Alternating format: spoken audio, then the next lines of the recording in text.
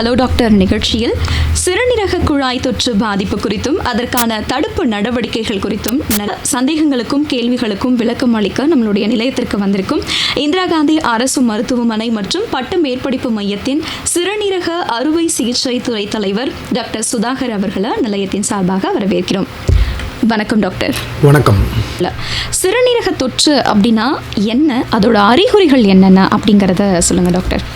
சிறுநீரக தொற்று அப்படின்னா நம்ம சிறுநீர் பாதை, சிறுநீரகத்திலிருந்து சிறுநீர் வர வழி முழுக்க வருகிற நோய் தொற்று. அது பாக்டீரியா, வைரஸ் இல்லை ஃபங்கஸ் எதனால் வேண்டுமானாலும் வரலாம்.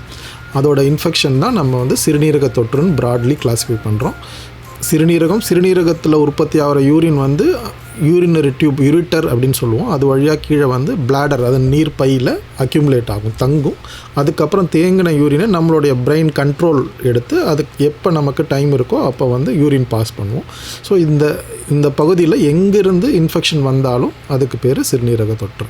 இதோட அறிகுறிகள் எப்படி இருக்கும் அப்படிங்கிறத சொல்லுங்கள் டாக்டர். காமனாக நமக்கு சிறுநீரக தொற்றுதோட அறிகுறிகள் அப்படின்னா முதல்ல எரிச்சல், யூரின் போகும்போது எரிச்சல் இருக்கும், அது முதல்ல. அதுக்கப்புறம் யூரினில் சில சமயம் வெள்ளை அணுக்கள் வரும்போது வெள்ளையாக கலர் சேஞ்ச் ஆகி சீழ் மாதிரி வர்றதுக்கு வாய்ப்பு இருக்குது, ரத்தம் வர்றதுக்கு வாய்ப்பு இருக்குது. அது இல்லாமல் சில பேருக்கு வலி வரும். அந்த யூரின் போகும்போது சிவியர் ஸ்பாசம் இருக்கிறதுனால வலி வர்றதுக்கு வாய்ப்பு இருக்குது. இது இல்லாமல் சிறுநீர் தொற்று மேலே இருக்குது அப்படின்னா, கிட்னியில் இருக்குன்னா நிறைய ஃபீவர் வரலாம், ஜுரம் வரும், குளிர் ஜுரம், நடுக்கம் வரும். குறிப்பாக இந்த சிறுநீரக தொற்றை பொறுத்த வரைக்கும் ஈவினிங் டைமில் சில்ஸ் அண்ட் ரைகர்ஸ்ன்னு சொல்லுவோம். அதாவது நடுக்கத்துடன் ஓடிய குளிர் ஜுரம், வேர்த்து வடிகிறது. முக்கால்வாசி அது அப்படி இருந்தாலே 90% அது சிறுநீரக தொற்றாக இருக்கிறதுக்கான வாய்ப்பு அதிகம். ஸோ இப்போ இந்த சிறுநீரக தொற்று ஏற்படுறதுக்கு காரணம் என்ன டாக்டர்? சிறுநீரக தொற்று ஏற்படுறதுக்கு மெயின் காரணம் நம்ம சுகாதாரம் தான். அன்ஹைஜீனிக் பிளேசஸில் யூரின் போடுறது, அது ரொம்ப முதல் காரணம். இரண்டாவது காரணம் தண்ணி அதிகமாக குடிக்காது. நம்ம டீஹைட்ரேஷன் தான் ரொம்ப அதுக்கு அடுத்த முக்கியமான காரணம். நம்ம இப்போ வெயில் காலத்தில் நமக்கு நிச்சயமாக தண்ணி அதிகம் தேவைப்படும். அப்படி இல்லைனா கூட நார்மலாகவே ஒரு மனிதருக்கு சிறுநீரகம் சரியாக வேலை செய்யணும்னா நம்ம உடம்புல சிறுநீரகத்தோட பயன்பாடு என்பதே நம்மளோட உடம்புல உள்ள அழுக்கு க்ளீன் பண்ணுறது அப்படிங்கிற மாதிரி தான் நம்ம நினச்சிக்கிறோம். அதுக்கு தேவையான, இப்போ வாஷிங் மிஷினில் எப்படி வெறும் துணியை துவைக்க முடியாது, தண்ணி போட்டு தான் துவைக்கிறோம். ஸோ அந்த தண்ணி தேவையான அளவுக்கு நம்ம போடலைன்னா அது துவைப்பது சரியாக இருக்காதுல்ல. அதே போல் தான் நம்ம ஒரு நாளைக்கு மினிமம் ஒரு மனிதருக்கு 1200 1500 ml யூரின் உற்பத்தி ஆகணும். ஸோ அந்த அளவுக்கு யூரின் உற்பத்தி ஆகணும்னா நம்ம மினிமம் 3 லிட்டர்லேருந்து 4 லிட்டர் அளவுக்கு தண்ணீர் குடிக்கணும். ஸோ இது ரெண்டாவது காரணம். மூணாவது காரணம், நிறைய எதிர்ப்பு அணுக்கள் குறைஞ்சா உடம்புல எதிர்ப்பு சக்தி குறையும். எந்தெந்த வியாதியெல்லாம் எதிர்ப்பு சக்தி குறையும்னா நம்ம சர்க்கரை வியாதி மெயின் காரணம். சர்க்கரை வியாதி இருக்கும்போது உடம்புல எதிர்ப்பு அணுக்கள் குறையும். அது குறையும் போது இந்த மாதிரி அடிக்கடி இன்ஃபெக்ஷன் வர்றதுக்கு வாய்ப்பு இருக்குது. அது மட்டும் இல்லாமல் யூரின் வழியாக தான் நம்ம அதிக சர்க்கரைகள் வெளியேற்றப்படும். ஒரு உடம்புல ஒரு லெவலுக்கு மேலே சர்க்கரை அதிகமாக இருந்துச்சுன்னா இப்போ அது யூரின் வழியாக வெளியேற்றப்படும் போது யூரினில் சர்க்கரை நிறைய இருக்கும். ஸோ அந்த சர்க்கரை இருக்கும்போது அது ஒரு கல்ச்சர் மீடியா மாதிரி ஆகிடும். எப்படி நம்ம வீட்டில் எங்கேயாவது சர்க்கரை சிந்தினாலோ தேன் சிந்தினாலோ எறும்பு வளருதோ, அதே மாதிரி சர்க்கரை அதிகமாக இருக்கிற இடத்துல கிருமிகள் அதிகமாக வளர ஆரம்பிக்கும். ஸோ அதனால் சர்க்கரை வியாதி இருக்கும்போது அவங்களுக்கும் அதிக அளவில் சிறுநீரக தொற்று ஏற்படுறதுக்கு வாய்ப்பு இருக்குது. இது இல்லாமல் சிறுநீரக கல் பிரச்சனை உள்ளவங்க, இல்லை சிறுநீரக சரியாக வேலை செய்யாமல் இருக்கிறவங்க, இல்லை சிறுநீரக பகுதியில் அடப்பு இருக்கிறவங்க, இவங்களுக்கெல்லாமும் இந்த மாதிரி சிறுநீரக கோளாறு வர்றதுக்கு வாய்ப்பு இருக்குது. சிறுநீரக தொற்று பாதிப்பு அப்படிங்கிறது யார் யாருக்கெல்லாம் ரொம்ப அதிகமாக ஏற்படும் அப்படிங்கிறத சொல்லுங்கள் டாக்டர். இப்போது இன் ஜென்ரல் நம்ம டோட்டலாக பாப்புலேஷன் எடுத்துக்கிட்டோம்னா 10% மக்களுக்கு இந்த சிறுநீரக தொற்று காமனாகவே எல்லாருக்கும் வரும். அதில் குறிப்பாக பெண்கள் 50% மேலே இருக்கிறாங்க. அதுக்கான மெயின் காரணம் அவங்களுடைய அனாட்டமி, அதாவது நம்ம நார்மலாகவே யூரின் பாஸ் பண்ணுற டியூப் ஆண்களுக்கு நீளமாகவும் பெண்களுக்கு 3-4 சென்டிமீட்டர் அளவுக்கு தான் இருக்கும். ஆண்களுக்கு அது 20-25 சென்டிமீட்டர் இருக்கிறதுனால இன்ஃபெக்ஷன் அப்படின்னு பார்க்கும்போது எளிதாக இன்ஃபெக்ஷன் ஆகக்கூடிய பெண்களுக்கு அந்த மாதிரி இருக்குது. அதனால் யூஸ்வலாக யூரினரி ட்ராக்ட் இன்ஃபெக்ஷன், சிறுநீரக தொற்று என்பது 50% மேலே பெண்கள் தான் அதிகமாக பாதிக்கப்பட்டவங்களாக இருப்பாங்க. இது இல்லாமல் இந்த மாதிரி இன்ஃபெக்ஷன் இம்யூனிட்டி கம்மியாக இருக்கவங்க, நோய் எதிர்ப்பு சக்தி கம்மியாக இருக்கிறவங்களுக்கு இந்த மாதிரி வியாதிகள் எளிதில் தொற்றக்கூடிய ஆபத்து இருக்குது. சுகாதாரமற்ற கழிவறைகள் யூஸ் பண்ணும்போதும் இந்த மாதிரி இருக்குது. குழந்தைகளுக்கும் இந்த வியாதி அடிக்கடி வர்றதுக்கு வாய்ப்பு இருக்குது. குழந்தைகள் வந்து அவங்களுடைய பாதுகாப்பு அவங்க தெரியாது, பெற்றோர்கள் கவனம் எடுத்து பார்த்துக்கலன்னா அது சிறுநீரக பிரச்சனைகள் வர்றதுக்கான வாய்ப்பு அதிகமாக இருக்கும். Okay doctor. ஸோ இப்போ இந்த சிறுநீரக தொற்று நமக்கு வந்து வராமல் இருக்கணும் அப்படின்னா அதுக்கு நம்ம என்னென்ன மாதிரியான நடவடிக்கைகள்லாம் எடுக்கணும் அப்படிங்கிறத சொல்லுங்கள் டாக்டர். சிறுநீரக தொற்று தடுப்பு அப்படிங்கும்போது முதல் வந்து டீஹைட்ரேஷன் ப்ரிவென்ட் பண்ணணும், நிறைய தண்ணி குடிக்கணும். அதுதான் வந்து காமனஸ்ட், ஈஸியாக பண்ணக்கூடியது, அது இல்லாமல் எளிதில் தவிர்க்கக்கூடியது. தண்ணி குடிக்கணும் அப்படின்னு சொல்கிறீங்க டாக்டர், அது வந்து நமக்கு நம்ம இவ்வளோ டைம்குள்ளே இவ்வளோ குடிக்கணும் அந்த மாதிரி இருக்குங்களா, இல்லை நமக்கு தண்ணி தாகம் எடுக்கும்போது குடித்தா போதுங்களா? ஏன்னா ஒவ்வொருத்தவங்களுக்கும் அது சேஞ்ச் ஆகும் இல்லைங்களா? காமனாக வந்து தாகம் எடுக்கும் போது குடித்தா போதும். ஆனால் சில சமயம் நம்ம என்ன பண்ணுவோம், நம்ம பிரெயின் வந்து தாகம் எடுக்கிறத சென்ஸ் பண்ணி அதுக்கு தகுந்த மாதிரி நம்மளை ட்ரிகர் பண்ணி தண்ணி குடிக்க வைக்கும். ஆனால் சில சமயம் நம்ம வந்து சுச்சுவேஷனலாக தண்ணி குடிக்கிறத நம்மளே அவாய்ட் பண்ணுவோம்.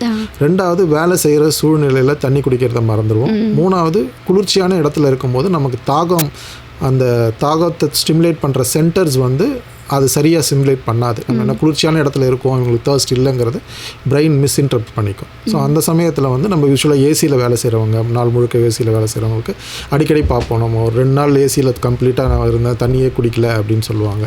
ஸோ அந்த மாதிரி இருக்கிறவங்களுக்குலாம் வந்து அந்த தாகம் வந்து எடுக்கலனாலும் இப்போ நிறைய ஆப்ஸ் வந்துருச்சு தாகத்தை ஸ்டிமுலேட் பண்ணுறதுக்கு. அப்படி இல்லைனாலும் சிம்பிள் ப்ரொசீஜர், 2 மணி நேரத்துக்கு ஒரு வாட்டி நீங்கள் ஒரு 250 மில்லி தண்ணி குடிச்சிட்டு இருந்தீங்கன்னா போதும். தண்ணிங்கிறது வெறும் தண்ணி மட்டும் அப்படின்னு எடுக்காமல் நீங்கள் குடிக்கிற நீர் ஆகாரங்கள் நிறைய குடிக்கலாம். மோர், இல்லை juice, fruit juices, fresh fruit juices, அதெல்லாமே வந்து தண்ணி வகையில் தான் சேரும். ஸோ அதனால் வெறும் தண்ணி, ஸ்ட்ரிக்டாக தண்ணி, இந்த மாதிரி வகை ஆப்பர்ச்சுனிட்டிஸ் இளநீர் இருக்கும் போது இதெல்லாம் குடிக்கிறது தப்பு இல்லை. ஆனால் டீஹைட்ரேஷன் ஆகாத அளவுக்கு கண்டிப்பாக பார்த்துக்கணும். ஏன்னா டீஹைட்ரேஷன் அப்படிங்கும்போது நம்ம யூரின் உற்பத்தி குறையும் போது எப்படி இப்போ கம்மியான எதிர்ப்புகள் இருந்தால் வளர்ச்சி அதிகமாக இருக்குமோ, யூரின் கம்மியாக உற்பத்தி ஆகும்போது கிருமியோட வளர்ச்சி அதிகமாக இருக்கும். ஓகே. இப்போ இந்த டீஹைட்ரேஷன் பற்றி சொல்லிக்கிட்டே இருக்கீங்க டாக்டர், அது வந்து நம்ம எப்படி ஒருத்தவங்களுக்கு டீஹைட்ரேஷனில் இருக்கிறாங்க அப்படிங்கிறத தெரிஞ்சுக்கிறது. பொதுவாக வந்து ஒரு சிலர் நான் தண்ணி குடிக்கிறேன், பட் இருந்தாலுமே எனக்கு வந்து டீஹைட்ரேஷன் இருக்க வாய்ப்பு இருக்குது, இல்லை சம்திங் அவங்களுடைய நடைமுறை வாழ்க்கையில் ஒரு சில சேஞ்சஸ் இருக்கும் இல்லைங்களா, அந்த மாதிரி இருக்கவங்களுக்கு என்ன பண்ணுறது? டீஹைட்ரேஷன் வந்து டெம்பரரி ஃபினாமினன். அது இன்னைக்கு டீஹைட்ரேட்டட் இருக்கவங்க நாளைக்கு டீஹைட்ரேட்டடாக இருக்கணும்னு அவசியம் இல்லை, அது சரி பண்ணிட்டா சரியாயிடுவாங்க. ஸோ டெம்பரவரியாக வந்து முதல் சிக்னல் நம்ம பாடி கொடுக்கறது வந்து தர்ஸ்டி தான், நாக்கு வறண்டு போகிறது, தர்ஸ்டி கொடுக்கறது. ரொம்ப நாள் டீஹைட்ரேட் தண்ணி குடிக்காமல் இருக்கிறவங்களுக்குலாம் வந்து நம்ம அந்த உடம்புல உள்ள நீர் சத்து குறைஞ்சதுன்னா அந்த ஒரு ட்ரைனஸ் இருக்கும், ஸ்கின் ட்ரைனஸ் இருக்கும், கண்ணெல்லாம் சோர்ந்து போய் ஒட்டி இருக்கிற மாதிரி இருக்கும். இதெல்லாம் வந்து லாங் டேர்மில் ரெகுலராக அதை டீஹைட்ரேட்டடாக இருக்கிறவங்களுக்கு நாமளாக சாதாரணமாக ஒரு நாளைக்கு நான் டீஹைட்ரேட்டட்னா முதல்ல வந்து நாக்கு வறண்டு போய் தர்ஸ்ட் இருக்கிற தாகம் அதிகமாக எடுக்கிறது. இன்னொரு தண்ணி வந்து நம்ம வந்து டீஹைட்ரேஷனாக இருக்கிறவங்களுக்கு ஐஸ் வாட்டர் குடிப்போம். இப்போ நிறைய ஃப்ரிட்ஜில் வச்ச வாட்டர், சில் வாட்டர் குடிக்கும்போது என்ன ஆகும்னா நம்ம பிரெயின் வந்து ஃபஸ்ட்டு எடுக்கிற வாட்டர்லேயே உங்கள் தர்ஸ்ட் முடிஞ்ச மாதிரி திருப்தி இருக்கும். ஸோ நீங்கள் உடம்புக்கு தேவைப்படுற அளவை விட கம்மியாக தான் குடிப்பீங்க. ஸோ அதனால் ஐஸ் வாட்டர் குடிக்கக்கூடாது அப்படின்னு இல்லை, பட் நீங்கள் ஐஸ் வாட்டர் குடிக்கிற ஆளுங்களாக இருந்தீங்கன்னா நீங்கள் வந்து அந்த சைக்கிளை கம்ப்ளீட் பண்ணுங்கள். சும்மா குடித்தோடனே தர்ஸ்ட் போயிடும் உங்களுக்கு, அதோட சென்சேஷன் பிரெயினுக்கு சீக்கிரம் போயிடுறதுனால நமக்கு வந்து சீக்கிரம் தர்ஸ்ட் இல்லைங்கிற பாடி ஃபீல் பண்ண ஆரம்பிச்சு, தாகம் அடங்கிடுச்சு அப்படின்னு தெரியும். ஸோ அதனால் தாகம் அடங்கின மாதிரி இருந்தால் கூட நம்ம நிறைய தண்ணி குடிக்க வேண்டியிருக்கும்.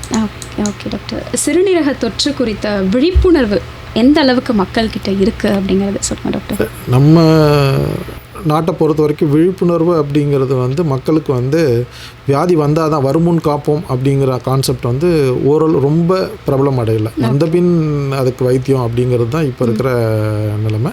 யூஸ்வலாக சிம்டம்ஸ் வந்து அந்த யூரின் போகிற எரிச்சல், இல்லை ஃபீவர், இல்லை யூரினில் பிளட்டு, இதெல்லாம் வந்தால் உடனடியாக மக்கள் வந்து வைத்தியரையோ இல்லை மருத்துவமனையோ அணுகுறாங்க. அதில் என்ன அவங்க பண்ணுற தவறுன்னா அவங்களா நாட்டு வைத்தியம் பார்த்துக்கிறேன் அப்படின்னு சொல்லிட்டு சில சமயம் செய்வாங்க. அது வந்து சில சமயம் வியாதி முத்தின ஸ்டேஜில் வர்ற நிலைமைக்கு கொண்டு வந்துடும். ஸோ சரியான அணுகுமுறையோட சரியான தீர்வு எடுத்தாங்கன்னா இதை வந்து சரி பண்ணலாம். நம்மளுடைய ப்ரிவென்ஷன், அதாவது தடுப்பு முறை அப்படிங்கிறது நம்ம சுத்தம், சுகாதாரம், குறிப்பாக வந்து மலச்சிக்கல் வராமல் பார்த்துக்கணும். மலச்சிக்கல் வந்து ஒன் ஆஃப் த மிக முக்கியமான காரணம். ஏன்னா மலச்சிக்கல் நம்மளுடைய சிறுநீரக தொற்று வரத்துக்கு மிக மிக முக்கியமான காரணத்தில் ஒன்று வந்து மலச்சிக்கலும் உண்டு. ஸோ மலச்சிக்கல் வராமல் பார்த்துக்கணும். அதுமாரி நம்மளுடைய கழிவறைகள் சுத்தமாக மெயின்டைன் பண்ணிக்கணும், ஹைஜீனிக்காக மெயின்டைன் பண்ணிக்கணும். உங்கள் சைடில் இருந்து பொதுமக்களுக்கு விழிப்புணர்வு ஏற்படுத்தக்கூடிய நடவடிக்கைகள் என்னென்ன டாக்டருக்கு? மருத்துவமனை சைட்லேருந்து நம்ம விழிப்புணர்வு அப்படின்னா நம்ம இந்த மாதிரி பிரச்சாரங்கள் பண்ணுறது. ரெண்டாவது வருகின்ற மருத்துவமனைக்கு மற்ற பிரச்சனைக்காக வர்றவங்கள்ட்டையும் ரொட்டீனாகவே நம்ம வந்து யூரின் டெஸ்ட் பண்ணுறோம். அவங்களுக்கு அதாவது சிம்டம்ஸ் இல்லாமல், அறிகுறிகள் இல்லாமல் அவங்களே இருந்தாலும் அவங்களுக்கு இன்ஃபெக்ஷன் இருக்கான்னு டெஸ்ட் பண்ணுறது. அதுமாரி சர்க்கரை வியாதி உள்ளவங்களுக்கு ஃப்ரீக்வெண்ட்டாகவே செக் பண்ணுவோம். யூஸ்வலாகவே நம்ம மருத்துவமனைக்கு வருகின்ற நோயாளிகளுக்கு ப்ரெக்னென்சி கர்ப்பம் உள்ளவங்களுக்கு கண்டிப்பாக மாதத்துக்கு ஒரு வாட்டி இல்லை வாரத்துக்கு ஒரு வாட்டி அவங்களுக்கு தேவைக்கு தகுந்த மாதிரி யூரின் டெஸ்ட் பண்ணுவாங்க. சர்க்கரை வியாதி உள்ளவங்களுக்கும் அவங்களுக்கு சிம்டம்ஸ் இல்லைனாலும் கூட ஒரு மாதத்துக்கு ஒரு வாட்டி மருத்துவமனைக்கு வராங்கன்னா அவங்க சுகர் லெவல் அதிகமாக இருக்குன்னா கண்டிப்பாக வந்து யூரினில் இன்ஃபெக்ஷன் இருக்கா அப்படிங்கிறதையும் நம்ம சோதனை பண்ணுவாங்க. இது இல்லாமல் நம்ம அரசு வந்து சுத்தமான கழிவறைகளுக்காக அதுக்கான எடுக்கிற பிரச்சாரங்கள், சுத்தமான கழிவறைகள், அது கழிவறை தேவைக்கேற்ற அளவுக்கு எல்லா இடத்துலையும் கழிவறைகள் பண்ணுறது, இது எல்லாமே ஒரு வகையில் யூரினரி சிறுநீரக தொற்றை தடுக்கிறதுக்கான ஒரு வகையான வழிமுறைகள் தான். Okay doctor. ஸோ இப்போ நீங்கள் சிறுநீரக தொற்றுக்கு வந்து டீஹைட்ரேஷன் தான் ரொம்ப முக்கியமான காரணம் அப்படின்னு சொன்னீங்க. இப்போது ஒரு சில டைம் நீங்கள் சொன்ன மாதிரி நம்மளோட வேலையில் வந்து நம்ம மூழ்கினதுக்கப்புறமா ஒரு சில டைம் நம்ம அதை அதாவது தண்ணி குடிக்கிறதையே வந்து மறந்துடும். அதே மாதிரி சம்டைம்ஸ் வந்து யூரின் போகிறதுக்கோ இல்லை அந்த மாதிரி நம்ம போகிறதுக்கும் கட்டுப்படுத்தி வச்சுருக்கிறது, இந்த மாதிரியான சூழ்நிலைகள்லாம் இருக்குங்க இல்லையா? ஸோ அதனாலேயும் எந்த அளவுக்கு வந்து பாதிப்பு ஏற்படுது அப்படிங்கிறத சொல்லுங்கள் டாக்டர். சரியான கேள்வி. அந்த எப்படி டீஹைட்ரேஷனால் சிறுநீரக தொற்று அதிகமாகுமோ அதுமாரி சிறுநீரகம் யூரின் பை நிரம்பி நம்ம வந்து அது யூரின் இன்டென்ஷன் வந்த பிறகும் அடக்கி இருந்தோம்னா கண்டிப்பாக சிறுநீரக தொற்று வரதுக்கான வாய்ப்புகள் அதிகம். யூஸ்வலாக அவங்களுக்கு நிறைய வயசானவங்க சொல்லுவாங்க, நம்ம மாதிரி பஸ்ஸில் போனோம், ட்ரெயினில் போனோம், ஒரு 4 மணி நேரம் எங்கேயும் யூரின் நிறுத்த முடியல, பாஸ் பண்ண முடியல, திரும்ப அடுத்த நாள் வந்து இன்ஃபெக்ஷனோட வருவாங்க. இது வந்து காமன் அது. அதே மாதிரி ஸ்கூல் சில்ட்ரன்ஸ் இப்போ புதுசாக ஏதாவது ஒரு ஸ்கூலுக்கு போகிறாங்க, அங்கே ஏதாவது போட்டி காம்படிஷன் போகும்போது அந்த ஸ்கூல் டாய்லெட் சரியில்லை, அதனால் நான் ஒரு நாள் காலையிலேருந்து எதுவும் இது இல்லை. இது இல்லைன்னா 2 விஷயம். ஒன்று, அவங்க அடக்கி வச்சு யூரின் போகணுங்கிறதுக்காக தண்ணி குடிக்காமல் இருப்பாங்க, தண்ணி குடிக்காமல் இருப்பாங்க. அதுவும் ஒன் ஆஃப் த காஸ். அவங்களாவே செல்ஃப் இன்டியூஸ் டீஹைட்ரேஷன் ஆகிடும், அதனால் இன்ஃபெக்ஷன் வரும். அதேமாதிரி அடக்கி வைக்கிறதுனாலையும் அந்த கிருமியோட ஸ்டாக்னேஷன் டைம் யூரினில் அதிகமாகுது, ரொம்ப நேரம் இருக்கிறதுனால அதோட வளர்ச்சியும் அதிகமாகுது. ஸோ அதனால் அடக்கி வச்சு போகிறது ஒன் ஆஃப் த இது. அது லாங் டேர்ம் அடக்கி வச்சு போனாங்கன்னா அவங்கள கண்ட்ரோல் போகிறதுக்கும் வாய்ப்பு இருக்குது. யூஸ்வலாக இப்போ தொடர்ந்து ஒரு 3 வருஷம் 4 வருஷம் இந்த மாதிரி அவங்க கண்ட்ரோல் பண்ணிகிட்டே இருக்காங்க அப்படின்னா அந்த நரம்பு வந்து தளர்ந்து போய் லீக் ஆகிறதுக்கும் தன்னை அறியாமல் லீக் ஆகுது. யூஸ்வலாக அந்த 40-50 வயது பெண்களுக்கு காமனாக வரும், இருமுனா சிரிச்சா வந்து யூரின் லீக் ஆகுது. ஒரு சின்ன பிரச்சனை தான், பட் அது அவங்களுக்கு சோஷியலாக மூவ் பண்ணுறதுக்கே கஷ்டமாக இருக்கும். எங்கேயும் வெளியே போக முடியல, என்னால் வெளியே போனால் இது மாதிரி வந்து, பட் இது எல்லாமே சரி பண்ணக்கூடிய வியாதிகள் தான். ஆனால் வந்து நம்ம கவனமாக இருந்து பார்த்துக்கணும். Okay doctor. ஸோ இப்போ நீங்கள் சொன்ன இந்த கேள்வியிலே கொஞ்சம் இந்த மாதிரி கண்ட்ரோல் மீறி போகுது அப்படிங்கிற பட்சத்தில் அவங்களோட அடுத்த கட்ட நடவடிக்கையாக அவங்க என்ன எடுக்கணும் டாக்டர்? கண்ட்ரோல் இல்லாமல் யூரின் போகுதுன்னா முதல்ல கண்டிப்பாக மருத்துவர் அணுகணும். அதுக்கான பரிசோதனைகள் செய்யணும். முதல்ல வந்து அவங்களுக்கு இன்ஃபெக்ஷன் இருக்கான்னு பார்க்கணும், சிறுநீரக தொற்று இருக்கான்னு ரூல் அவுட் பண்ணணும், தசை நார் வீக்காக இருக்கா டைட்டாக இருக்கான்னு பார்க்கணும். இது 2ம் பார்த்துட்டு அதுக்கு தகுந்த மாதிரி அவங்களோட லெவலுக்கு தகுந்த மாதிரி, இப்போது யூரின் லீக் வந்து ரொம்ப சிவியராக இருக்கா, சில பேருக்கு சிரிச்சா இருமுனா தும்முனா ஃபுல் யூரினும் போயிடும். நீர் நார்மலாக டாய்லெட் போனால் எவ்வளோ யூரின் போவாங்களோ அந்த அளவுக்கு யூரின் போயிடும். இல்லை சில பேருக்கு லீக் மட்டும் ஆகும். ஸோ அந்த ஸ்டேஜை பொறுத்து அவங்கள வகைப்படுத்தி அதுக்கு தகுந்த மாதிரி மருந்து மாத்திரைகள் கொடுத்து அதை சரி பண்ணலாம். இல்லை இந்த மாதிரி அட்வான்ஸ்டு ஸ்டேஜ் ஃபுல்லாக லீக் ஆகுது, தசைநார் கம்ப்ளீட்டாக வீக் பண்ணதுன்னா அதுக்கு சின்ன சின்ன சர்ஜரிஸ் இருக்குது, வலை வச்சு பண்ணுறக்கூடிய அறுவை சிகிச்சை இருக்குது. நம்ம உடம்புலேருந்து தசை எடுத்து அந்த தசையை டைட் பண்ணுறதுக்கான அறுவை சிகிச்சைகள் இருக்குது. இது எல்லாமே வந்து அவங்களுடைய நோயின் தன்மையை பொறுத்து நம்ம சரி பண்ணிக்கலாம். ஓகே. ஸோ இப்போ இந்த மாதிரி ஒரு அறிகுறிகள் இருக்குது அப்படின்னாலே உடனே அவங்க வந்து மருத்துவரை போய் அணுகிறது ரொம்ப நல்லது. டாக்டர், அடுத்ததாக எனக்கு கேட்க வேண்டிய ஒரு கேள்வி என்னென்னா, பொதுவாக சிறுநீரகத்துடைய செயல்பாடு அப்படிங்கிறது என்ன அப்படிங்கிறத சொல்லுங்கள் டாக்டர். பொதுவாக நம்ம ஒவ்வொருவருக்கும் வந்து 2 சிறுநீரகம் இருக்கும். சிறுநீரகத்தோட செயல்பாடு அப்படிங்கிறது வந்து நம்ம எப்படி வந்து ஒரு தண்ணீர் சுத்திகரிப்பு மாதிரி தான். நம்ம வீட்டில் இருக்கிற ஃபில்டர், வாட்டர் ஃபில்டர் மாதிரி தான். நம்ம உடம்புல நம்ம சாப்பிட்ற உணவுப் பொருட்கள் எல்லாம் நம்ம ரத்தத்தில் சேருது. ரத்தத்திலேருந்து அது கிட்னிக்கு போகும்போது சிறுநீரகம் வந்து அதை ஃபில்டர் பண்ணி தேவையான நார்ச்சத்துக்கு தேவையான எலக்ட்ரோலைட்ஸ், மினரல்ஸ் இதெல்லாம் வந்து ஃபில்டர் பண்ணி எதெல்லாம் பாடிக்கு தேவையோ சுச்சுவேஷனுக்கு தகுந்த மாதிரி அதை ஃபில்டர் பண்ணி திரும்பவும் உடலுக்கு கொடுத்துட்டு மிச்சம் இருக்கிற நீரை மட்டும் வெளியேற்றி அனுப்புறது தான் யூரின். ஸோ நம்ம மெயினாக வந்து இது ஒரு ஃபில்டர் மாதிரி தான், ஃபில்டர்ஸ் மாதிரி. இது வந்து இந்த கிட்னியே என்ன பண்ணோம்னா, சில சமயம் நம்ம இந்த டீஹைட்ரேஷனை பற்றி பேசிகிட்டு இருக்கும்போது டீஹைட்ரேஷனில் நிறைய மினரல்ஸ், சோடியம், பொட்டாசியம் இது மாதிரி வந்து தனிமங்கள் லாஸ் ஆகும். ஸோ இப்போ நம்ம உடம்பு டீஹைட்ரேஷனாக இருக்குன்னா என்ன ஆகும்னா, கிட்னி அந்த பிரெயின்லேருந்து அதுக்கு தெரியும், சென்ஸ் பண்ணும் இது மாதிரி டீஹைட்ரேஷன். அப்போ வந்து தண்ணீர் வடிகட்டுறதே குறையும். அதனால தான் டீஹைட்ரேஷன் ஆகும்போது யூரின் கம்மியாக போகுது. அதே வகையான ரத்த ஓட்டம் தான் அப்பயும் இருக்கும் டீஹைட்ரேஷன்லேயும். ஆனால் வந்து யூரின் கம்மியாக போகும். ஏன்னா நம்ம நிறையா குடிக்கலங்கிறத சென்ஸ் பண்ணி அது கிட்னி வந்து அந்த நீரை வந்து ஃபில்டர் பண்ணி கம்மியாக ஃபில்டர் பண்ணி அனுப்பும். ஸோ இந்த மாதிரி ஃபில்டர் பண்ணி அனுப்புறது தான் அது கிட்னியோட வேலை. இது இல்லாமல் சிறுநீரகத்துக்குன்னு தனியாக வந்து சில வேலைகள் இருக்குது. நம்ம உடம்புல வந்து முக்கால்வாசி இந்த கிட்னி ஃபெயிலியர் ஆன பேஷண்ட்ஸ் பார்த்திங்கன்னா அவங்களுக்குலாம் ரத்த சோகை இருக்கும். அந்த ரத்த உற்பத்திக்கான மெயின் ஹார்மோன் எரித்ரோபாய்டின் அப்படிங்கிறது கிட்னிலேருந்து தான் சுரக்குது. அது இல்லாமல் விட்டமின் டி வந்து நம்ம சூரிய ஒளியிலேருந்து கன்வெர்ட் ஆகி வரும் அப்படின்னு படிச்சிருக்கோம். அது வந்து அதற்கான ஹார்மோன் விட்டமின் டியோட ப்ரீகர்சர். அது இதுலேருந்து உற்பத்தி ஆகிற ஹார்மோன் தான் அது கன்வெர்ட் ஆகி விட்டமின் டியாக நம்ம பாடியில் ஸ்டோர் ஆகும். ஸோ விட்டமின் டி ஃபங்க்ஷனுக்கும் கிட்னி வந்து ரொம்ப முக்கியமான இது பார்க்குது. இது இல்லாமல் இப்போது மற்ற வியாதினால் பாதிக்கப்படுறவங்க, இப்போது நிமோனியா இருக்குது, இல்லை வேறு ஏதோ ஒரு வியாதி இருக்குது, அதனால் பாதிக்கப்படும் போது நம்ம உடம்புல உப்பு தன்மை வந்து மாறும். இப்போ பொட்டாசியம் அதிகமாக இருக்கும், சோடியம் அதிகமாக இருக்கும். ஸோ அதை பேலன்ஸ் பண்ணுற மெக்கானிசம் வந்து கிட்னி தான் பண்ணுது. ஸோ இது இல்லாமல் நம்ம கிட்னி ஃபில்டர் பண்ணி யூரினை பிளட்டில் அசுத்தமாக இருக்கிற இதை ஃபில்டர் பண்ணி யூரினாக வெளியேற்றுற கடமையும் செய்யுது. அதுக்கு சிறுநீரகத்தை பாதுகாக்கிறதுக்கு நம்ம என்னென்ன மாதிரியான நடவடிக்கைகள்லாம் எடுக்கணும், என்னென்ன செய்யணும், என்னென்ன செய்யக்கூடாது அப்படிங்கிறத சொல்லுங்கள் டாக்டர். முன்னாடி சிறுநீரகம் வந்து ஒரு உறுப்பாகவே முன்னாடி அதை கன்சிடர் பண்ணாத நிலைமை இருந்துச்சு. இப்போ அவேர்னஸ் நிறையா வந்துடுச்சு. அதனால் பாதிக்கப்படுறவங்களும் நிறையா இருக்காங்க. அதனால் வந்து இப்போது சிறுநீரகம் அப்படிங்கிற அவேர்னஸ் வந்து பரவலாக எல்லா மக்களிடையும் வந்திருக்கு. இப்போ யூஸ்வலாக நம்ம வந்து ஒரு மாத்திரை எழுதி கொடுத்தாலே டாக்டர்கிட்ட கேட்பாங்க, இது மாதிரி இது கிட்னிக்கு எதுவும் பாதிப்பு இல்லையா, இந்த மாத்திரை சாப்பிட்டா, இந்த மாத்திரை சாப்பிட்றேன் அப்படிங்கிற மாதிரி கூட நிறைய பேஷண்ட்ஸ் கேட்குறாங்க. அதனால் அவேர்னஸ் இன்க்ரீஸ் ஆகிருக்கு. சிறுநீரகத்தை பாதுகாக்கிறதுக்கு அகைன் ஃபஸ்ட்லேருந்து சொல்லணும்னா தண்ணி தான். நம்ம எப்படி உலகம் வந்து 70% தண்ணியில் ஆனதோ நம்ம உடம்புல இருக்கிற ரத்தமும் 70% தண்ணியில் ஆனது தான். ஸோ தண்ணீர் டீஹைட்ரேஷன் இல்லாமல் பார்த்துக்கிறது முதல் கடமை சிறுநீரகத்தை பாதுகாக்கிறதுக்கு. ரெண்டாவது அன்னெசரி மாத்திரை சாப்பிட்றது, ஓவர் த கவுண்டர் ட்ரக்ஸ்ன்னு சொல்லுவாங்க. நம்மளே போய் தலைவலிக்காக ஒரு மாத்திரை வாங்கி போடுறது, ஜுரத்துக்குன்னா ஒரு மாத்திரை மாதிரி, இந்த மாதிரி வலி நிவாரண மாத்திரைகள் எல்லாமே வந்து ஸ்டீராய்ட்ஸ், இது எல்லாமே வந்து கிட்னியை பாதிக்கக்கூடியது. ஸோ இது நம்ம மருத்துவர் அறிவுரை இல்லாமல் எந்த ஒரு மாத்திரையுமே நம்ம வந்து போடாது. நிறைய பேர் வந்து சும்மா தலைவலின்னு அப்பப்போ மாத்திரை போடுவோம் டாக்டர்னு சொல்லுவாங்க. ஆனால் அவங்களுக்கு செக் பண்ணி பார்த்தா கிட்னி 2 சைலண்ட் போயிருக்கோம். ஸோ இது வந்து நம்ம சாதாரணமாக நினைக்கக்கூடிய விஷயம் இல்லை. ஒருத்தர் 2 பேர் நம்ம டிடெக்ட் பண்ணாலும் கூட வந்து ஓவர் த கவுண்டர் ட்ரக்ஸை வந்து நம்ம கம்ப்ளீட்டாக அவாய்ட் பண்ணணும். ரெண்டாவது சர்க்கரை வியாதி உள்ளவங்க அடிக்கடி கிட்னி இன்ஃபெக்ஷன் வரதுக்கு வாய்ப்பு இருக்குது. ஸோ அதை சர்க்கரையை கண்ட்ரோலில் வச்சுக்கணும். பிபி இருக்கிறவங்களுக்கும் கிட்னி ஈஸியாக சேதாரம் ஆகிறதுக்கு வாய்ப்பு இருக்குது. ப்ரெஷர் அதிகமாக அந்த ப்ரெஷர் கிட்னியில் தான் டிரான்ஸ்மிட் ஆகும்.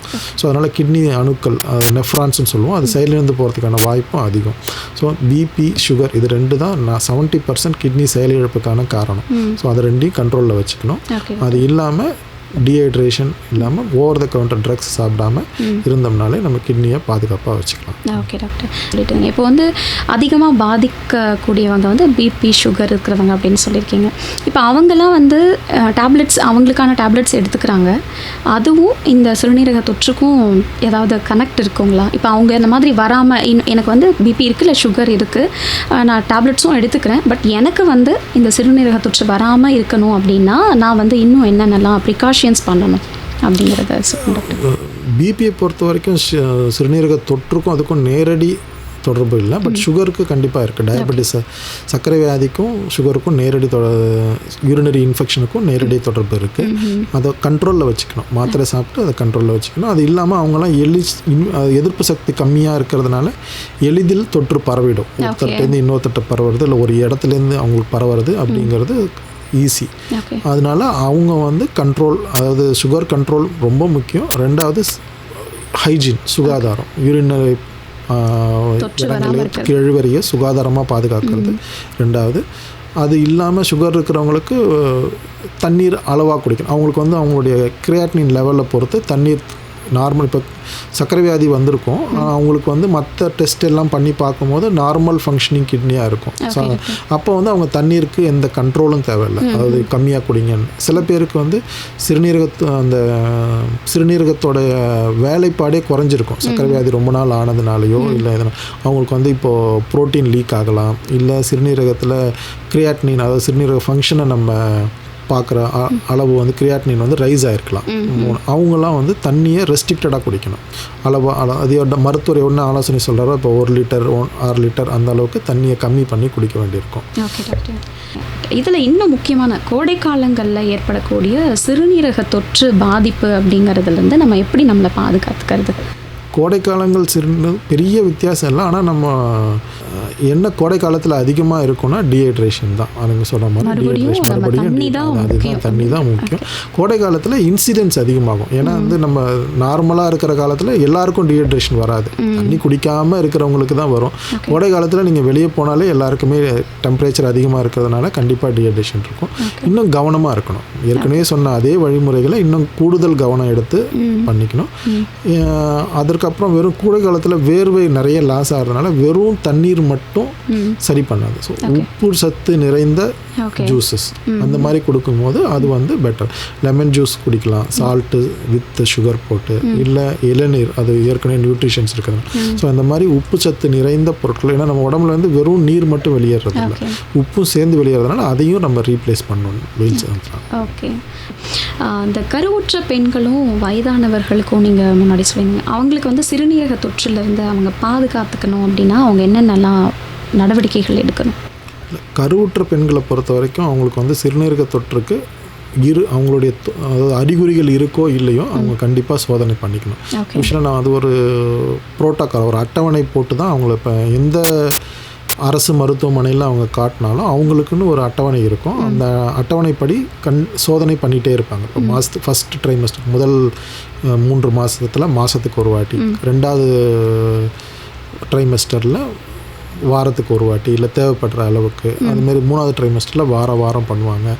அது இல்லாமல் அப்பப்போ ஸ்கேன் பண்ணி கிட்னி இன்ஃபெக்ஷன் இருக்கான்னு பார்ப்பாங்க. கர்ப்ப காலத்தில் இன்ஃபெக்ஷனுங்கிறது அவங்கள மட்டும் பாதிக்கப்படுறது இல்லை, குழந்தையும் பாதிக்கப்படுறது. 2வது சில இடத்துல அறிகுறி இல்லாமல் இருக்கும்.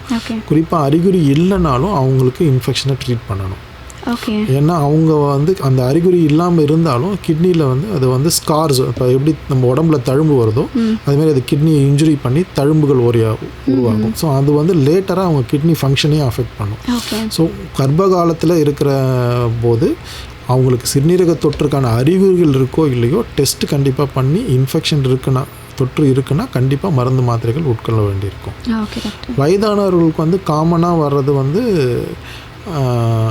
சர்க்கரை வியாதி, இரத்த கொதிப்பு, ஏற்கனவே அதை பற்றி பேசியிருக்கோம். அதே போல் தான் அவங்களுக்கு அது இருந்ததுன்னா அதை கண்ட்ரோல் பண்ணணும். அதனால தான் முக்கால்வாசி அவங்களுடைய தொற்று காரணம் முக்கியமாக. 2வது மலச்சிக்கல் இருந்ததுன்னா அதற்கு அதை சரி பண்ணுறதுக்கான வழிவகைகளை அவங்க பார்த்துக்கணும்.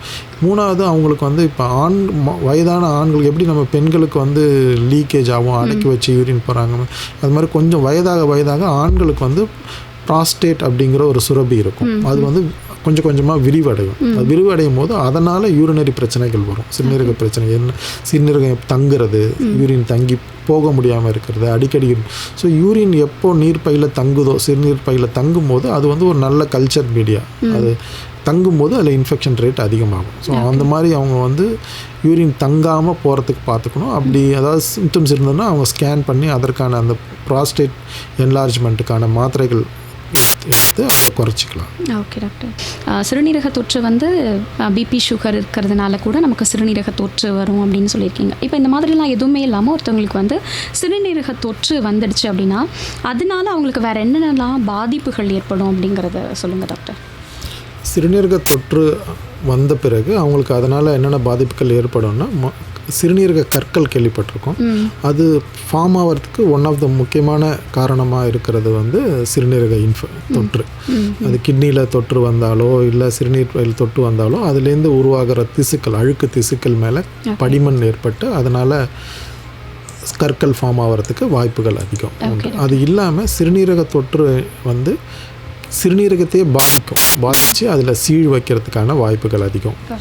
மூணாவது சிறுநீரகம் செயலிழப்பு ஆகும்.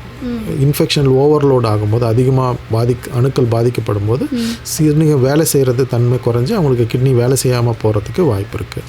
இது இல்லாமல் சிறுநீரக தொற்று வந்து சிறுநீரகம் பாதையை மட்டும் பாதிக்கிறது இல்லை, அது உடம்புல உள்ள ரத்தத்தோடு கலந்துச்சுன்னா அது வந்து மற்ற ஆர்கனையும் பாதிக்கும், மற்ற உறுப்புகளையும் பாதிக்கும். அது வந்து லிவர் ஃபெயிலியர் வரலாம், பிரெயின் அஃபெக்ட் பண்ணி கோமாக்கு போகிறது பேஷண்ட்ஸையும் நம்ம பார்த்துருக்கோம். செப்சிஸ், அது உடம்பு முழுக்க சிறுநீரக தொற்று வந்து உடம்பு முழுக்க பரவி அதனால் செப்சிஸ் வந்து மல்டி ஆர்கன் ஃபெயிலியர்னு சொல்லுவோம். எல்லா உடம்புல உள்ள எல்லா உறுப்புகளும் கொஞ்சம் கொஞ்சமாக செயலிழக்கிற தன்மை. இதெல்லாம் வந்து நோய் எதிர்ப்பு தன்மை கம்மியாக இருக்கிறவங்க இல்லை சிறுநீரக தொற்று ரொம்ப முற்றி போனவங்க, அதாவது கவனிக்காமல் விடப்பட்டு மாத்திரை மருந்துகள் எதுவும் உட்கொள்ளாமல் இருக்கிறவங்களுக்கு இந்த மாதிரியான சூழ்நிலைகள் ஏற்படுறதுக்கான வாய்ப்புகள் அதிகம். Okay doctor. இப்போது சிறுநீரக தொற்று ஏற்பட்டுடுச்சு அப்படின்னா அதை வந்து டிரான்ஸ்பிளான்ட் பண்ணுவாங்க இல்லைங்களா? இப்போது சிறுநீரக மாற்று அறுவை அந்த மாதிரி பண்ணுவாங்களா? அதை பற்றி நீங்கள் சொல்லுங்கள். இப்போ சிறுநீரக தொற்றுக்கான மருத்துவ முறைகள் பற்றியும் ஆலோசனைகள் பற்றியும் சொல்லுங்கள் டாக்டர். சிறுநீரக தொற்று நம்ம முதலையே கண்டுபிடிச்சிட்டோம், அதாவது ஆரம்ப காலகட்டங்களே கண்டுபிடிச்சிட்டோம்னா அதை வந்து நம்ம லைஃப் ஸ்டைல் மாடிஃபிகேஷன், அதாவது நம்மளுடைய வாழ்க்கை மாற்றங்கள் மூலமாக தண்ணி அதிகமாக குடிக்கிறது, இந்த மாதிரி குடிக்காமல் மற்றும் மருந்து மாத்திரை அளவில் வச்சு நம்ம வந்து அதை சரி பண்ணிக்கலாம். இது முதல் கட்டம். ரெண்டாவது கட்டம் அந்த மாத்திரை மருந்துலாம் கேட்காம அதிக சிம்டம்ஸ் லைக் ஜுரம் இல்லை உடம்பு பரவி இருக்கிற மாதிரியான ஃபீலிங் இருக்கிறவங்களுக்கு நம்ம வந்து இன்ஜெக்ஷன் ஊசி மருந்துகள் மூலமாக குணப்படுத்துறதுக்கான வாய்ப்புகள் இருக்குது. இதை தாண்டி அடுத்த கட்டம் வந்து அவங்களுக்கு என்ன பிரச்சனை இருக்குது. இப்போ வந்து நம்ம சர்க்கரை வியாதி இருக்குது, சர்க்கரையை கண்ட்ரோல் பண்ணுறோம், கல் அடைச்சிட்டு இருக்கு. சில கல்லுக்கு எப்படி இன்ஃபெக்ஷனால் கல் வரும் ஆமாவும் சொல்லலாம், அதே மாதிரி கற்கள்னாலையும் இன்ஃபெக்ஷன் வரலாம். ஏன்னா கல் வந்து அடைக்கும், கீழே வந்து யூரின் வர பாதையை அடைக்கும் போது அதுவும் யூரின் தங்குறதுக்கான வழிமுறைகளை அதிகப்படுத்தும் போது அது இன்ஃபெக்ஷன் வரும். ஸோ அந்த மாதிரி இருந்ததுன்னா இன்ஃபெக்ஷனுக்கான காரணம் கற்களால் அப்படின்னு நம்ம கண்டுபிடிக்கப்பட்டதுன்னா அந்த கற்களை அகற்றுறதுக்கான வழிமுறைகளை நம்ம பார்க்கலாம். இல்லை சிறுநீரகத்தில் சீழ் வச்சிருக்கு, அதில் சிறுநீரகம் வீங்கி போயிருக்கு, அதெல்லாம் இருக்குன்னா அதை குணப்படுத்துறதுக்கு அறுவை சிகிச்சை மூலமாக சீழை வந்து ஊசி மூலமாக அகற்றலாம். இல்லை ஓப்பன் சர்ஜரின்னு சொல்லுவோம், திறந்த அறுவை சிகிச்சை மூலமாக அந்த சீழை வெளியேற்றுறதுக்கான வழிவகைகள் பார்க்கலாம். இது இல்லாமல் கடைசி கட்டமாக சிறுநீரகம் செயலிழந்து போயிடுச்சு, இல்லை சிறுநீரகம் தற்காலிகமாக செயலிழந்து போச்சுன்னா டயாலிசிஸ் பண்ணுவாங்க. டயாலிசிஸ், ஹீமோடயாலிசிஸோ இல்லை பெரிட்டோனல் டயாலிசிஸ் பண்ணி அவங்க சிறுநீரகத்தை திரும்ப பழைய நிலைமைக்கு கொண்டு வர முடியுமா அப்படிங்கிறத ட்ரை பண்ணலாம். Okay doctor. ஸோ இப்போது நீங்கள் சொன்ன மாதிரி முன்னாடியே நம்ம வந்து கண்டுபிடிச்சிட்டோம் அப்படின்னா அதை வந்து ஈஸியாக வந்து சரி பண்ணலாம் அப்படின்னு சொல்கிறீங்க. ஒரு கட்டத்துக்கு மேலே நீங்கள் இப்போ சொன்ன மாதிரி மறுபடியும் செயல் பண்ணுறதுக்கும் நம்ம வழிவகைகள் செய்யலாம் அப்படின்னு சொல்லியிருக்கீங்க. இது எல்லாமே தாண்டின அடுத்த ஸ்டேஜ்க்கு போகிறாங்க அப்படின்னா அதுக்கு என்ன மருத்துவ முறைகள் இருக்குது டாக்டர்? சிறுநீரக செயலிழப்புங்கிறது பல காரணம், இன்ஃபெக்ஷனுங்கிறது ஒரு ரொம்ப கம்மியான காரணம் தான். ஓகே. சிறுநீரக செயலிழப்புக்கு வந்து மிக மிக முக்கியமான காரணம் வந்து சர்க்கரை வியாதி. சர்க்கரை வியாதி தான் மிக மிக முக்கியமான காரணம். சர்க்கரை வியாதி, பிபி, இது ரெண்டு தான் அதுக்கும் மிக மிக முக்கியமான காரணம். மூன்றாவது காரணம் நான் சொன்னது ஏற்கனவே வந்து ஓவர் த கவுண்டர் ட்ரக்ஸ், மருந்து மாத்திரைகள்னால் வர்றது, அந்த இதனால் வர்றது. இன்ஃபெக்ஷனுங்கிறது ரொம்ப கம்மி. அது சிறுநீரக செயலிழப்பு, ஏன்னா அதுக்கு முன்னாடியே நம்ம கண்டுபிடிச்சி இது பண்ணலாம். சிறுநீரக செயலிழப்பு ஏற்பட்டதுன்னா அவங்களுக்கு வந்து முதல்ல வந்து அது நிரந்தரமான செயலிழப்பா இல்லை தற்காலிக செயலிழப்பா அப்படிங்கிறத நம்ம வந்து செக் பண்ணிப்போம். அதை டயக்னோஸ் நிரந்தரமான செயலிழப்பு அப்படின்னா அவங்களுக்கு இருக்கிற வழிமுறைகள் வந்து 2 தான். ஒன்று டயாலிசிஸ், இல்லைன்னா transplant, kidney transplant. So dialysis வந்து பண்ணால் லைஃப் லாங் பண்ணிகிட்டே இருக்கணும். இல்லை இப்போ இப்போது 65 வயதுக்கு மேற்பட்டவர்கள் அவங்க வாழ்நாள் வந்து ஒரு எக்ஸ்பெக்டட் லைஃப் டைம் அப்படின்னு பார்த்தோம்னா ஒரு 10 வருஷம் 15 வருஷங்கும் போது அதுக்கு வந்து டிரான்ஸ்பிளான்ட் பண்ணாமல் டயாலிசிஸ் பண்ணி அவங்க ஓட்டலாம். இதே 65 வயதுக்கு கீழே இருக்கிறவங்க அவங்களுக்கு வந்து டிரான்ஸ்பிளான்ட்டுங்கிறது ஒரு ஆப்ஷன். நிறைய யங் பீப்புள் கூட இருப்பாங்க, 30 வயசு 40 வயசுலேயே சிறுநீரக செயலிழந்து போயிருப்பாங்க. அவங்களுக்கெல்லாம் வந்து டிரான்ஸ்பிளான்ட்டுங்கிறது ஒரு அடுத்த கட்ட ஆப்ஷன். டிரான்ஸ்பிளான்ட் அப்படிங்கிறது 2 வகையாக பண்ணலாம். ஒன்று வந்து நம்ம உயிருள்ள இருக்கிறவங்களில் அவங்களுடைய சொந்தக்காரங்க நெருங்கிய சொந்த உறவினர்கள் கொடுக்குறாங்கன்னா அவங்கள கிட்னியை எடுத்து இவங்களுக்கு கிட்னி சிறுநீரக மாற்று அறுவை சிகிச்சை மூலமாக பொருத்தலாம். இல்லை அவங்களுக்கு வந்து ரொம்ப நெருங்கிய சிநேகிதர்கள், சொந்தக்காரங்க சொந்தக்காரங்கன்னா அண்ணன் தம்பி அப்பா அம்மா இவங்க மட்டும்தான் க்ரைட்டீரியா, ஒய்ஃபு பையன் இவங்கள மட்டும்தான் நமக்கு வந்து கொடுக்க முடியும். தாத்தா பாட்டி வரைக்கும் கொடுக்கலாம். இது இல்லாமல் நண்பர்கள் யாராவது அவங்களுக்கு கொடுக்கணும், இவங்களே யாரும் பொருந்தலை சிறுநீரகம் அப்படின்னா அதுக்கு வந்து ஸ்பெஷல் பர்மிஷன் வாங்கிட்டு வேணால் பண்ண முடியும். இது இல்லாமல் கொடுக்கறதுக்கு யாருமே இல்லை கொடுக்குறவங்க யாருக்கும் அவங்களுக்கு மேட்ச் இல்லை அப்படின்னா மூளை சாவு அடைந்தவங்கள்ட்டேருந்து அவங்களுடைய சிறுநீரகத்தை பொருத்தலாம். அது வந்து ஒரு பதிவு செஞ்சுருக்கணும், அந்த குறிப்பிட்ட ஹாஸ்பிட்டலில் பதிவு செஞ்சு அதுக்கான அவங்க டேர்ன் வரும்போது அந்த டேர்னில் அவங்களுக்கு அது சிறுநீரகம் கிடைக்கிறதுக்கான வாய்ப்பு இருக்குது.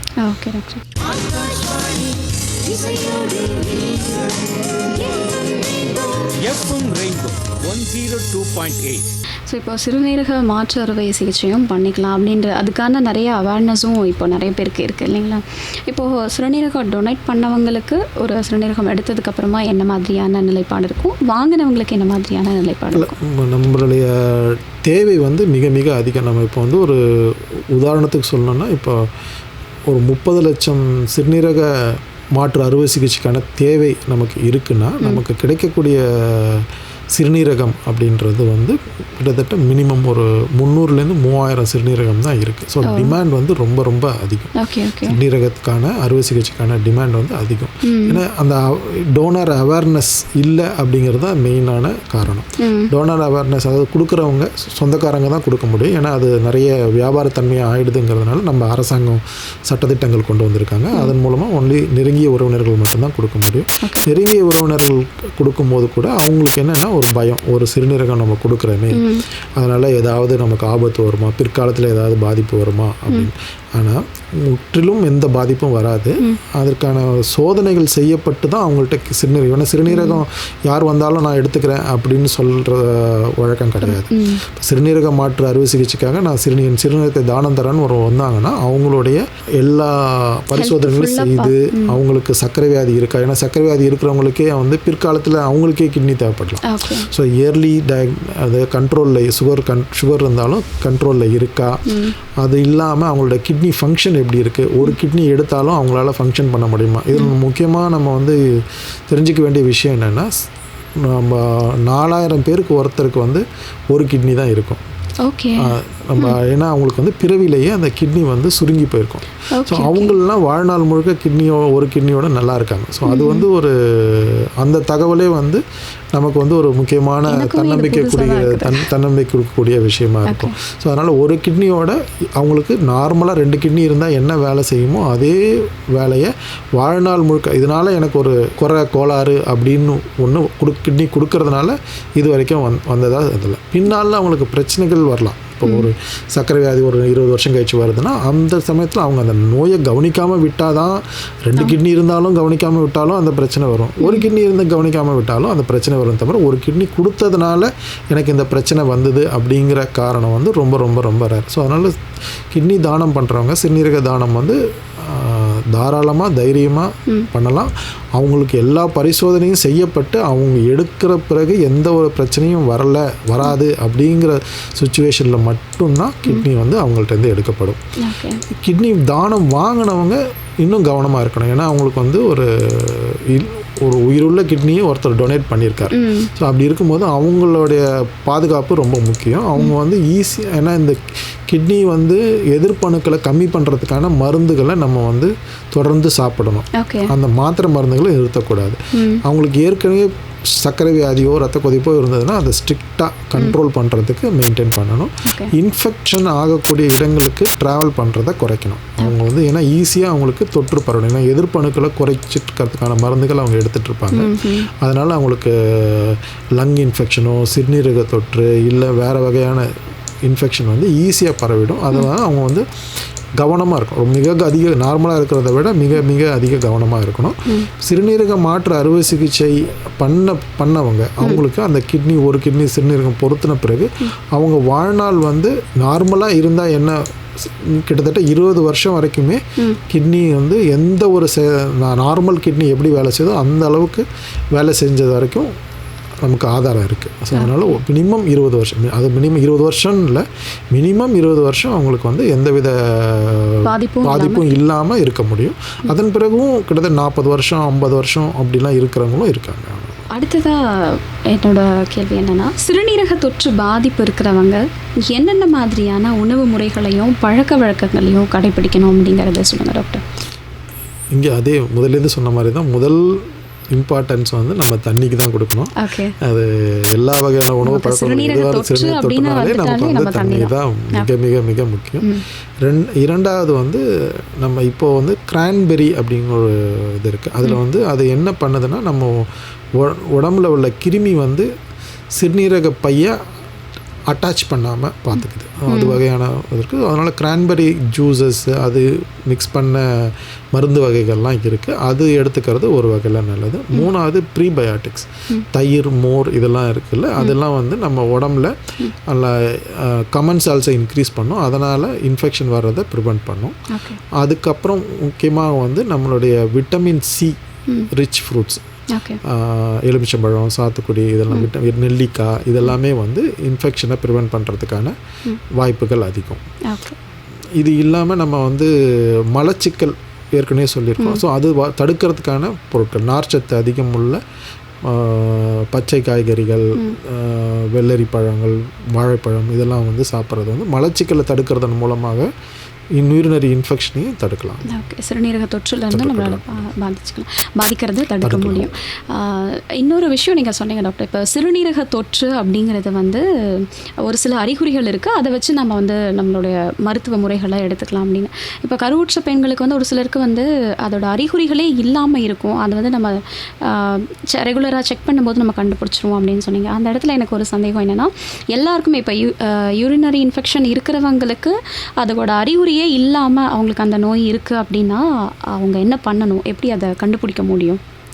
இது கொஞ்சம் கஷ்டமான விஷயம்தான். பட் கருவுற்ற தாய்மார்களுக்கு என்னென்னா, அவங்க எந்த ஆஸ்பத்திரி போனாலும் மருத்துவமனை அணுகும் போதும் ப்ரோட்டோக்கால் பிரகாரம் அவங்கள செக் பண்ணிடுவாங்க. அதனால் அவங்க வந்து இதுன்னு அதே மாதிரி யூஸ்வலாக இந்த மாதிரி சிறுநீரக தொற்று எந்தவித அறிகுறியும் இல்லாமல் இருக்கிறவங்க வந்து கொஞ்சம் பேர் தான்.